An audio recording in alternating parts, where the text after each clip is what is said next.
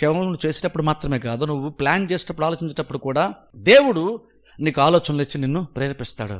ఎలాగైతే నేను కొన్ని కార్యాలు చేయ తలపెట్టినప్పుడు దేవుడు మన హస్తాలను బలపరుస్తాడు, సామర్థ్యాన్ని ఇస్తాడు, మనం నమ్ముతాము. అదే నమ్మకం ఎక్కడ కూడా అంటే ఆలోచించినప్పుడు కూడా మనకు అదే నమ్మకం. ఏంటి నమ్మకం? నేను ఆలోచిస్తున్నప్పుడు కూడా దేవుడు మంచి ఆలోచనలు, నేను ఎలా చేస్తే బాగుంటుందో ఆలోచనకర్త అయినటువంటి దేవుడు, ఎందుకంటే ఆయన ఆలోచన శాస్త్రంగా నిలుస్తుంది కాబట్టి నేను ఆలోచిస్తున్నప్పుడు కూడా ఆయనకు ఆలోచన నా మనసులో పెట్టాలి. ఆ ఉద్దేశంతోనే మనం ఆలోచిస్తాం.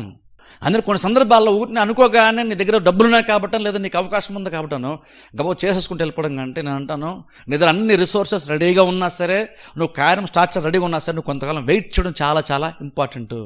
ఇందులో అలా వెయిట్ చేస్తున్నప్పుడు నీకు సరైన ఆలోచన దేవుడు ఇస్తాడు.